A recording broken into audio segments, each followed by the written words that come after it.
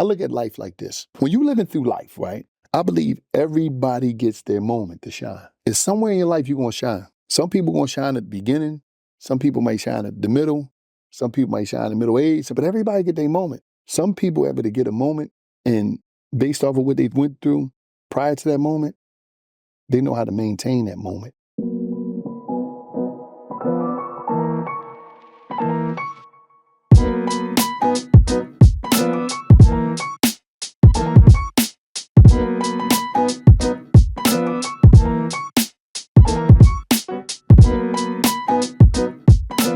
Hello and welcome to Gould with Gould, the go-to podcast for startups and entrepreneurs.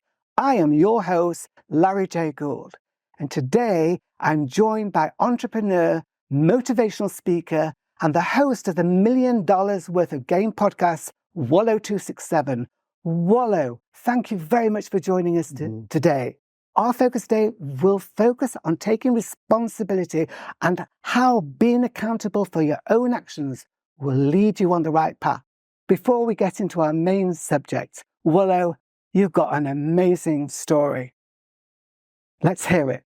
You know, first of all, Larry, I want to thank you for having me on Gould podcast. It's really, really great to be here now. My story started, me just growing up in the cities of America, trying to steal the American dream. I had good family. I had people that loved me. But, what they was telling me, the good that they was telling me, they was outnumbered by the bad that I was hearing in the streets, and I wanted to go out there and get it. And, being with my brother, he was already in the street culture. I wound up getting in the streets and... A street culture? Street culture, just, doing things, criminal mindset. Okay. I just started doing things out there, led me to juvenile facilities, then later on led me to prison, did a prison stint. After the prison stint, came home, hit the ground running, took social media, utilized that as my network. Some people got different type of networks. Some people have a show on NBC or HBO. My network was technology, was online. That was my network. And I feel as though my show was me. I got up every day. I went to social media. I shared my thoughts. I shared my stories. I shared my humor. I shared my compassion. And it built into something. As years went by, I started my one show, Where's Wallo? Started that by myself. A couple of years later, I started $1 million worth of game, and I just kept growing. You're making it sound very easy, but am I correct in saying that you were in prison and institutions for around about 20 years? 20 years, from 17 to 37. Yeah. I spent inside of, before then, from 11 years, June 30, 1990, I was 11 for a couple of days. I got arrested for armed robbery. So from there to 17, I wound up spending 5 years in the juvenile facility. When I turned 17, I got arrested for 2 firearm violations and robberies and got sentenced to 19 to 52 years total. Wound up doing 20 years, went in 17, came out 37. And from there, I came out 2017, got out of prison. I hit the ground running. You make it sound very easy. And by the way, I read this book, Armed with Good Intentions. A fantastic read. I didn't sleep all night, I have to tell you, after reading it. Fantastic. But 20, you're only young now. 45, yeah. Fun? How old are you now? 45. You're 40, you're looking good. 45 now. And you spent 20 years of your life, and you sort of just said, and you came out, and you have a magic button, which I really want you to share with us. Yeah. And I love the name of it, but could you talk about, because everybody, you're in jail for 20 years. You must read this book. You must read this book, and also to understand that we also understand there's all sorts of prisons of your mind, but 20 years in prison. And actually, I think that his secret is this magic button. So please, can you talk to us about your magic button? One thing about it is that can I say the word? Yeah. Well, my fuck it button is very important. Yeah. I cut it on and I broke it. The fuck it button is a button that you have in yourself where you're not worrying about people's opinions. You're not trying to fit in. You're just worrying about, I got to do what I got to do to get to where I got to go and materialize my dreams. By me doing this stuff, I'm not harming nobody. I'm not disrespecting nobody. I'm just going after what I believe that I should have. And I'm putting all this energy and time now in a journey of me doing that in this process. I know it's going to be onlookers. There's going to be hecklers. That's going to have this. They're going to say this. They're going to have all these opinions. But none of that shit is going to matter. The only thing that's going to matter is you getting up every day, understanding what you wrote in your book of life. When I say your book of life, I'm talking about your list. I believe the people that's... Sorry, book of life. Book of life. Please, can you just explain A book of life is a book that you write all your stuff down in that got something to do with whatever you're trying to do in life. It could be anything from ideas you have to recipes you want, to places you want to go, to people you want to meet, whatever. It's your book of life. It's your book and your journey is your GPS to where you want to do and what you want to, where you want to go in life. I really just want people to take that in. The book of life is part of the step, right? Yes, that's the list. You know, again, for people, I like them to go away and be able to do something. Yeah. So that's really cool. That's the list. And I believe everybody should have a list because you shouldn't be floating out. If you don't have a list, you're floating out here. You're just out here existing. Okay. The list is, this is where I want to live. This is what I want to do. This is what my bank account. This is what I want to drive. This is where I want to visit. This is my ideas, whatever it may be. Now, some people will be saying, well, I've done a fucking list and nothing's really happened. And it has, how do you work the list? Because just working a list is a step. And sometimes people have said, and we call, you know, I call it a to-do list, you know, kind of thing. And some people say, well, it's all right having the list. I've got the list, but I don't know how to do it. So what do you do? How do you hold yourself accountable for that? A lot of times people gotta, you know, they gotta break out. They gotta do a jailbreak. And the jailbreak is when you get out of prison. See, it's more people in prison in the free world than it is physically in prison. Yeah. And the prison is your mind, the overthinking. A lot of times people, biggest critic is themselves. They'll think of an idea, then they'll think of 4 or 5 ideas to think them out of the idea that could have took them to where they're trying to be at. So do you think, I mean, for example, I believe there are millions of people in an entrepreneur prison at the moment. They're mainly in their bedrooms, in the house or whatever. Often most of them not in an office, not even in a shared office. They're by themselves, you know, and it's interesting how they just sort of work on something that they're comfortable with. What suggestions can you say to those people now watching this podcast in their bedrooms, working, and nothing's happened for the last couple of years? What can they do today? Give me a foot button to tell them to use. You got to go, first of all, you got to look in the mirror. And you got to be brutally honest with yourself, because just because you're good at what you do, that don't mean you good at doing it. And that don't mean you good at taking the lead. You got to know your strength, respect your weaknesses. You got to know your strengths and align with your weaknesses. You got to know your strength and sometimes hire a partner with your weaknesses. A lot of people is not meant to be the lead. That's the issue that we have a lot of times. And people don't want to they don't want to embrace the reality that, you know what? I'm not Michael Jordan, but I could be B.J. Armstrong. Yeah. I might could be the person that, you know, wrap people feet up and all that. I might could be the towel boy. And they got to be able to put themselves in a position to be a part of a winning team. If they can't lead, everybody not built to be the CEO or the founder. So when you've done a longer period inside your entrepreneur prison or wherever it is, you've got those questions, but you know what? How to deal with the answer? How do the people out there deal with the answer and saying, well, I'm good at designing this piece of technology or whatever, or they're designing this special bra that we're doing with one of our startups, but I can't make it work. What action? They're now looking in the mirror and saying, I can't do all these different things. What do I do now? What do I do now? Teamwork make the dream work. You got to get you some infrastructure. Go get you a team, because you already understand that you can't do it by yourself. That's number one. You already understand you came up with the technology, but just because you came up with the technology don't mean you can't go get help to materialize and put air up under the wings of this technology. So how does somebody who's been in prison for 20 years, and today, I mean, some of the people you've got with you here today are really, really great. How did you attract a team? Somebody from the background that you came into. How have you done it? Proof of concept. Because I had to get out here and I had to establish myself. I established myself by creating brands, respectable, reliable brands. How? How? Just doing it. I did it in the streets. In the streets, I was a risk taker.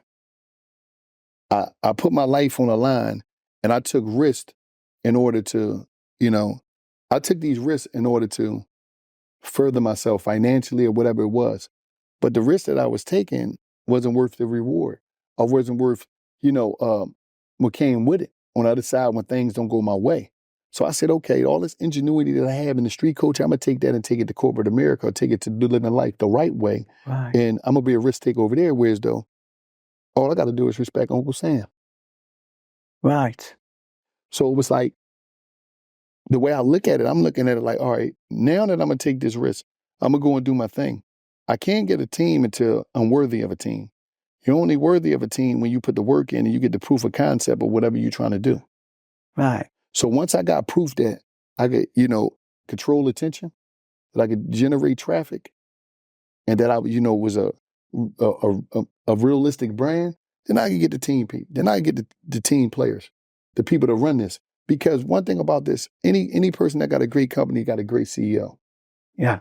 They got great team, and that's what it is. A lot of these people, they just need great CEOs. Right. Or they need somebody that believe in them enough to go hard and take what they already done and take their work, amplify their work, market their work, go get funding for their work, whatever it may be. And that's what it's about. So again, the message for the people that worked, that used their life savings, some of them, many of them use their family's life savings, which causes a huge amount of problems within families, or borrowed the money to everything else. How some action points would be really, or using your foot button, turning on your foot button, what can they go and do today? What can they, 2 or 3 things that I can actually do today? They got to go find some new people to believe in them. Any advice on how to find those people? The advice is get up off your ass, put a nice proposal deck together with something, right. Get out there and start meeting people, start conversating with the people that know the people that you're trying to meet, right. Meaning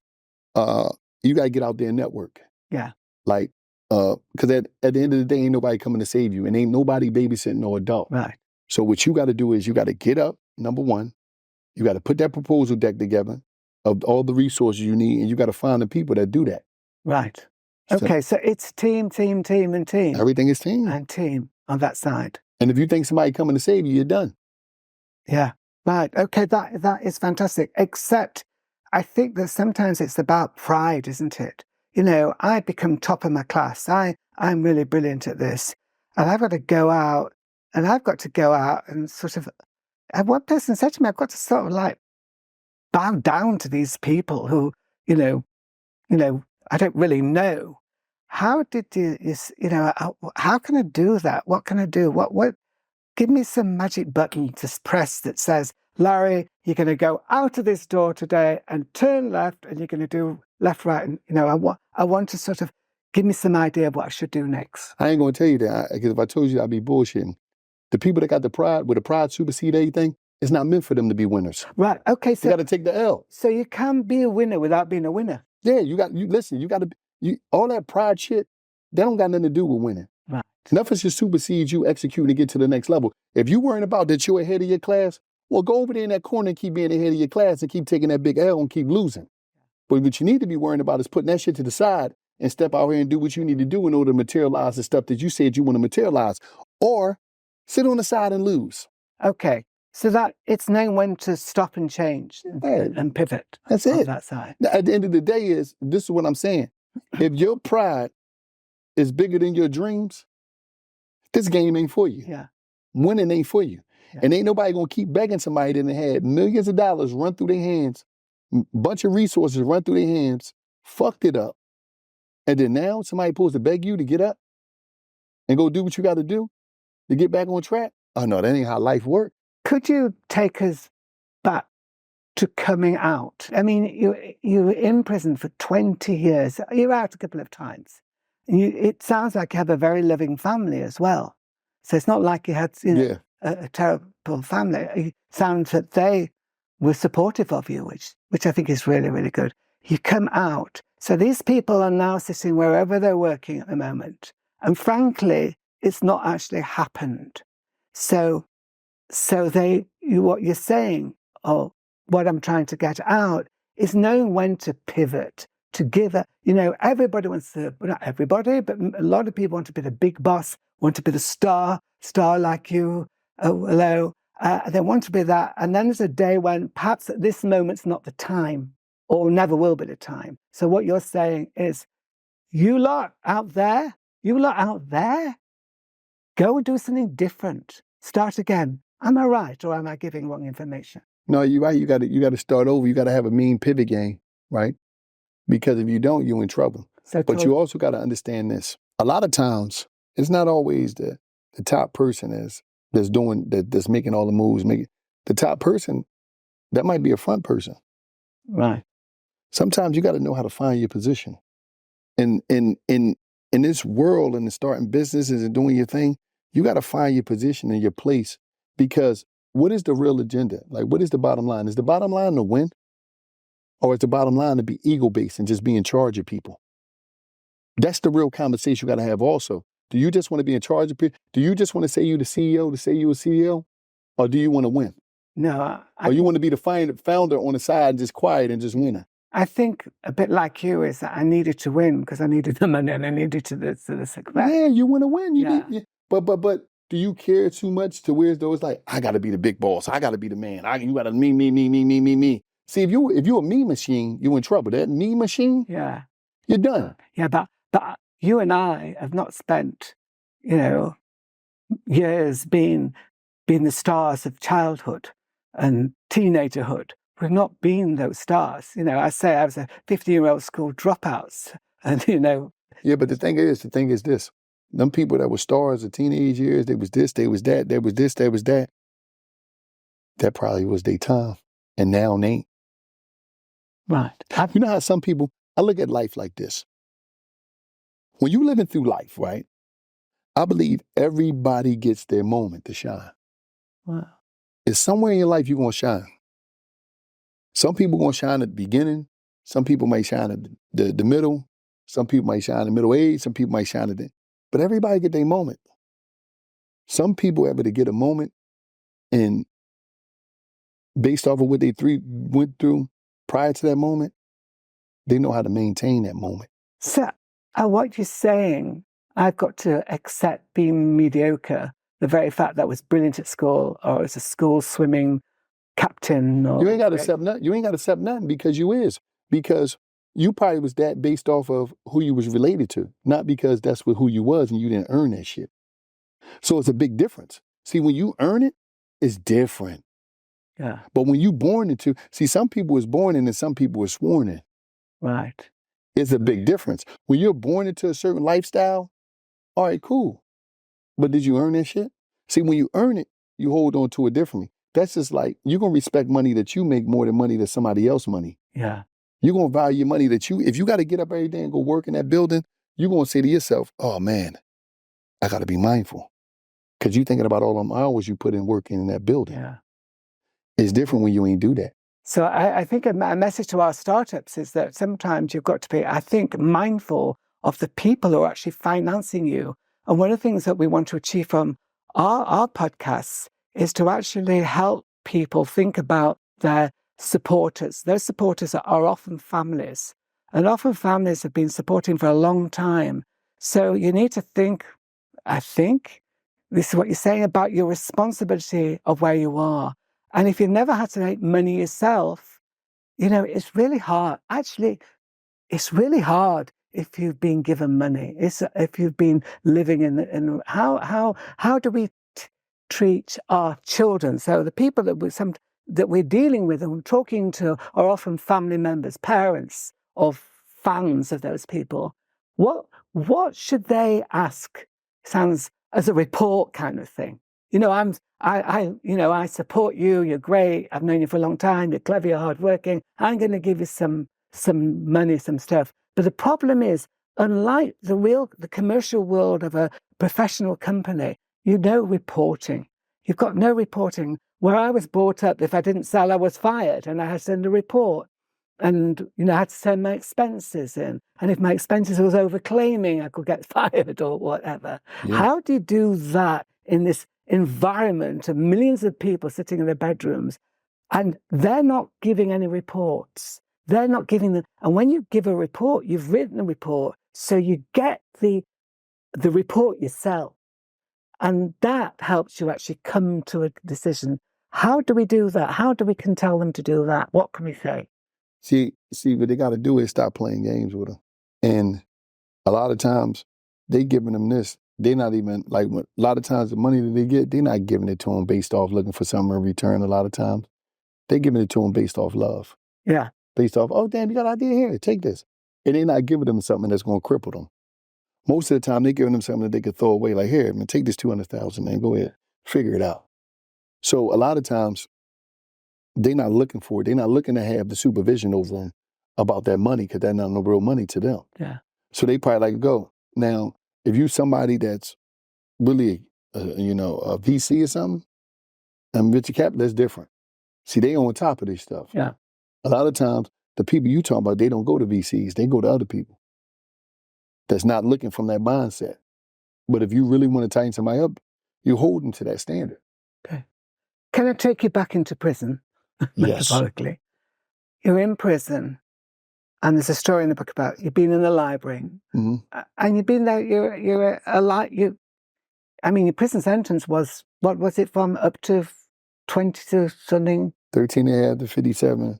13 and a half to 27. Then when I got another 6 to 25, then 13 and a half to 27, ran together 19 and a half to 52 years. Go ahead. Right. So you're in prison and you're in a library. There's a great story in a library.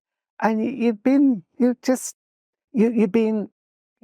gone to experts in the prison, and they've measured you, so your reading is not below, educationally you are behind. You've been fed all that information about how you are, continuing not to succeed, being a failure kind of thing. You're a failure. You're a fucking failure. That's what you've been told to be. And you've been told to be that failure because it happens, and the people around you want you to be a failure because that makes them good. How did it happen? How did you get out of that shit, if you like? How did you get out of it? I started believing that I was bigger than that. I started believing that what they said really didn't matter. I knew that I had something in me because it was a different energy in me. Some people that would paralyze them and beat them down. But I just knew inside of me, man, I was different. When did that happen? Because you were there for a long time. Like, in the middle of my sentence, basically somewhere around there. Because it was That's in the middle of 20 years. Yeah, middle. Because it cut on, you start having a thought, and then you think more. Yeah. And then it start turning into something bigger. Yeah. But it's like, you just be like, I want more for me. I believe that I can generate more for me. And the lights just start coming on. You start thinking it. You start, when that thought come in. When did that light come in the middle? I mean, I'd just be too scared to even think, I think, in that. I spent a lot of times, as I say, in prisons, because we used to provide, my company, all the interpreting for the prisoners and everything. Okay. So we used to hear all their stories, and we also still do, my company as well. Every court case, 20% of court cases in the UK have to have an interpreter, and we're there interpreting for the people. So I'm actually familiar, and I think I'm more in awe of you because I've actually been in the prison so many times and see what's going on. It's just enormous to change your mindset. It's not you had a 6-month or a 5-year sentence, you had all those sentences. What can you tell the people out there? What can you tell the people out there? 3 things that you want them to do. You have mentioned, I think, more than 3 things. You can repeat them again. 3 things after this podcast. What can they do? They're in their own cell. And believe me, you might be a very beautiful home and a very beautiful bedroom or study you work in, but they're in their home. And I think in some ways that it kind of makes it more. 3 things. Wallo, what can you tell them? Number 1, have that conversation with yourself, looking at the mirror. Conversation with yourself. You gotta have looking in the mirror. You got to have that conversation with yourself. Yeah. Number 2, who are you? Once you had that conversation. Number 2 is who are you? Can you give a little bit more to that? Who are you? Who are you? Right then and there, at that point. Who are you? Like, who are you in real time? Right. Who are you real time? Okay. And number 3. So number 3. Who you want to be. Who do you want to be? And it sounds like it's so simple, but it's not. Because you got to be able to write that down, and you got to be able to figure that out. Who do you really want to be in this life? I want to be a millionaire. I'm not talking about that. I'm talking about who do you want to be? The person that you want to be, write it all down. That person. Right. So it could be a millionaire, who's the person I want to be? Yeah, it could be a millionaire, but what you going to do to get there? Yeah. Okay. That's great. You know? That's wonderful. I think you're amazing. I think that everybody should, my goodness, if coming from all the challenges you've had to deal with, just also explain, because you're not just somebody writing a book and somebody who's got a business. Please, can you tell us the range of things? Because you do some really wonderful, interesting things. And they're not seem to be that connected, which is amazing. So can you... I got a clothing line, Airplanes a Hotel. What's that? Tell us about Airplanes a Hotel is a clothing line based off of travel where, you get on the plane, you want to be comfortable. Right. You want to relax. You want to go to sleep. Yeah. You know what I mean? So that's what it is. A lot of it got all type of things from luggage to all types of, So how did you get into that? Just thought about it one day and just went at it. And then what? Went at it? Got with my designer, got with a manufacturer, and just started going. So it's called just going at it. Yeah, and I think going at it is something that people, and again, and also in the areas of people with money and people with great academic success, really have a big problem in just going at it. Just going at it is bloody difficult. It's extremely difficult. But you've got to do it. And he's other suggestion how you just go at it. Because you just got to do it. It's a lot of times I believe we tell people do it. See, you got to be doing it even though when you don't even know what you're doing sometimes. Yeah, because most of the time in my case. You'll grow into figuring it out. Yeah. Oh man, I got to start a business. I need LLC. I need to start it. So what's the next thing they've got to do? They're going, after this podcast is over, what they're going to, we were at the Mirror and we've had that conversation. I told them 3 things. That's all they need is the 3 things. Yeah. You can keep telling them too much, but they can't process all that because they ain't doing shit now. Okay. So you don't want to overdo them. We've told them enough. We told them enough. Right. Okay, everybody. So we've told them enough, and I'd like to thank Wallo267 for joining us today. Wallo, please let our audience know where they can find you. You can find me at Wallo267, WALLO267. All social media. You can find me at Mworthofgame, all over social media. And you get anywhere where books are sold, you get will get attentions. I'm talking about everywhere. Yeah. Everywhere books are sold. Yeah. I would buy these books as a gift for anybody. It's absolutely great. And it's made me, it's really, really, really affected me. And the thing that it's given me more than anything, the thing that you've given me, we haven't talked about the businesses, you can mention that in a second. The thing that's given me, and I'm doing pretty well. You really pushed me that I should do better and do more things. Now you've got that. Just before you go, I know you need to go any second. We've got that. What else are you into? And I won't interrupt this time. I just let you go through the list. You got Wallo267 Foundation, which is a foundation that's going to help juvenile offenders after they get released, get them the support that I didn't have when I was a young juvenile offender, going through the system. We got a Pure Fuel, which is a hydration drink. My hydration drink that's the official hydration drink for the Philadelphia 76ers and the Chicago Sky. It's just a bunch of different things going on. So, right, everybody. Thank you, everyone, for tuning into Gould with Gould podcasts. We'll be putting a lot of this information on our website, and I'll see you in the next episode. Have a great day. Be successful, and get in front of that mirror, all of you that need to. Yes. Get in front of the mirror now and press my magic button, his fuck button, and we wish you every success. Thank you very much. Thank you.